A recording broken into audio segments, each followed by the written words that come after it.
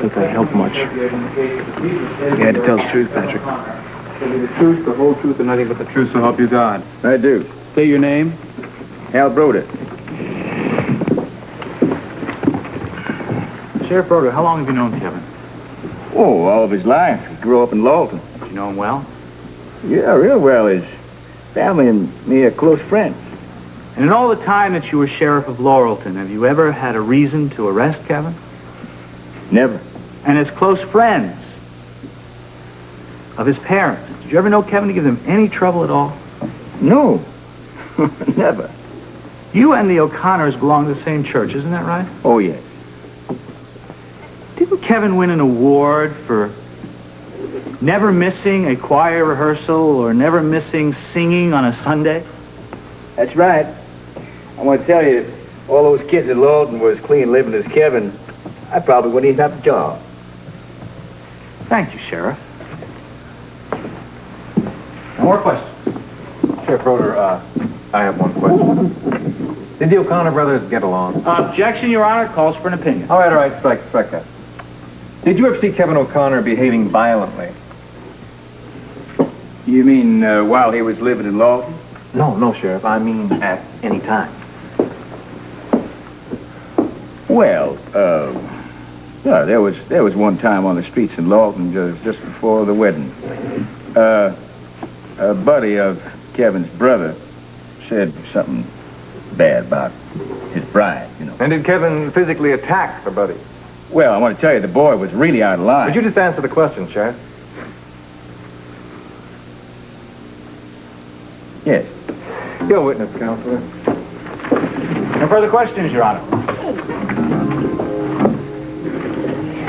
So, just remember that the rules are different when you're dealing with juveniles, even if those juveniles are committing adult crimes. All right, I want you all to study Chapter 20 thoroughly. There'll be a quiz on this next week, right? Right. Okay, I'm going to make this the last class of the day so our probationers have a little extra time to study for their makeup exam. We don't want any of them to fail out, do we? No, we don't want to diminish our class by 4 extra people. Okay, class, attention. Dismissed. Sir, listen, I appreciate the extra time for the studying. I just want to ask you something. Yeah, what is it? Okay, the new material we're going to be tested on, it's going to be the same as the original material we studied, right? Absolutely. In addition to chapters 15 through 18. Man, I'm not going to have time to study for that. There's no way. Let me talk to you. Sir, What is it, Kate? do you really think it's fair that our makeup exam should cover more material than the original? Fair? I think I've been more than fair. I could have washed you people out weeks ago. I've given you extra time to study for your makeup exam. I think I've been more than... As a matter of fact, be prepared to answer questions on 19 and 20, as well as the original material. Have a nice day. You know, Eric, the next time you want to help us out, just shut up, okay? Yeah. Thanks a lot, partner. Sorry. So you've got to pass this test. We all have to pass the test, Sam. I know, but I'm thinking about you and Felicia wanting to get married after graduation. You'd better forget about Kevin's case for a few days and concentrate on this test, don't you think? I wish I could. But I can't. I have got to find a way to break Lucy Coe's testimony. How? I don't know. Maybe I could do something to get close to her. I mean, lead her on a little? Maybe. I don't like the idea, but it might be the only way that I can help Jake convince the jury to doubt her testimony. Dr. Stryker, you have testified that from your experience, Kevin O'Connor is a model student. His work at the hospital has been exemplary. He's punctual, efficient, cooperative. That's correct. He doesn't strike you then as the kind of student who'd cut a class, even if he had some kind of urgent business to attend to? I don't think so.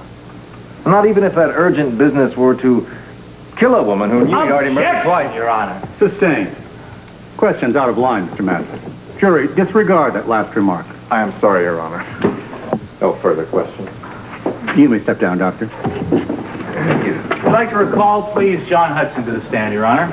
John Hudson to the stand. Nice work, Brett. Jake must be getting desperate. John Hudson is a character witness. Still under oath, Mr. Hudson. Yes, sir. All right, John. You testified earlier that you were at the lecture on the morning of March 17th between the hours of 7 and 8 a.m. Is that correct? Yes, sir. Would you refresh our memories about the lecture? It was a lecture on clinical pathology by Professor Stevens. And you never saw Kevin at the lecture. Is that right? No, sir, I never saw him. But you're sure you were there at the lecture March 17th between the hours of 7 and 8 a.m. Absolutely. Thank you, John. No more questions. Mr. Madison, No questions, Your Honor.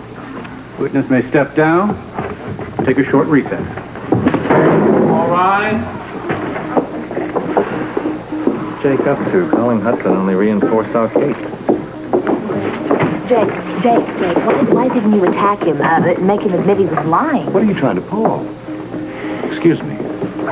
I knew we should have got that New York. Molly, just wait a minute, all right? Now, Jake knows exactly what he's doing. Yeah. Well, I hope you're right. See the faces on the jury? Billy, come on in. Share hard work and big appetites. Sal, we got company. Hi there. Good. Ruby, you run a diner on the waterfront called Kelly's, is that correct? Yes, I do, and most of the people in this courtroom are my customers. I'll bet that's true. But these customers consider Kelly's pretty much, an extension of home, don't they? Objection, Your Honor. I don't see the relevance of this line of Your questioning. Honor, I'm merely trying to establish that Miss Anderson here knows her customers well. Overruled, Mr. Madison. Go ahead, Ruby. Thank you. I like to think that my customers think of Kelly's as home. Ruby, do you know the medical student who testified earlier, John Hudson? Yes, I do. He's one of my regulars. Is he in the courtroom now? There he is. Let the record show that the witness has identified John Hudson. So noted. Thank you. Ruby, you remember the morning of March 17th, St. Patrick's Day of this year? I certainly do. It was my busiest day. You remember seeing John Hudson at Kelly's that morning? Yes, I do. Order, please. Order in the court. What time, Ruby? It was early, before 8 o'clock. Are you sure about that, Ruby? Absolutely. No more questions, Your Honor. Miss Anderson, if you were so busy that morning, how could you possibly remember whether John Hudson was there? More specifically, whether he was there before 8 o'clock. Because he just polished off a helping of corned beef hash, and you asked for a second. I'm afraid I don't understand. Could Well, you if you please... let me finish, you would. I limited the corned beef hash to one a customer because I was running low. So it was before 8 o'clock when I did that. Now, does that help you out? No more questions. You may step down, Ruby. I'd like to call Mr. Dan Rooney to the stand, Your Honor. Dan Rooney.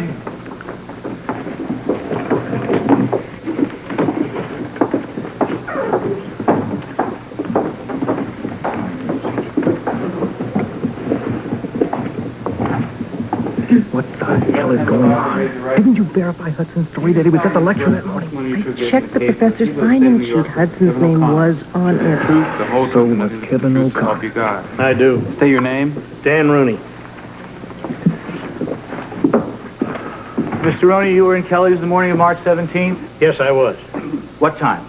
Well, from around 7 till about 8. Do you remember seeing John Hudson in Kelly's that morning? He was there. And you're sure it was John Hudson, not somebody who looked like John Hudson? I'm positive. I heard him trying to get another order of corned beef hash out of Ruby just as I was leaving. No more questions, Your Honor. Would Your Honor instruct the witness, John Hudson, to stay in the courtroom? I have a few more questions for him. The witness will remain until excused by the court. Thank you, Your Honor.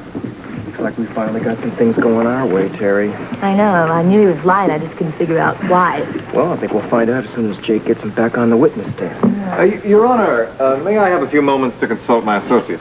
Of course, Mr. Madison. Take your time. I questioned him, and he swore that he was in class. A great time to find out he was only there long enough to sign in for himself and Kevin. I just hope that Lucy Coe's testimony holds up better than John Hudson.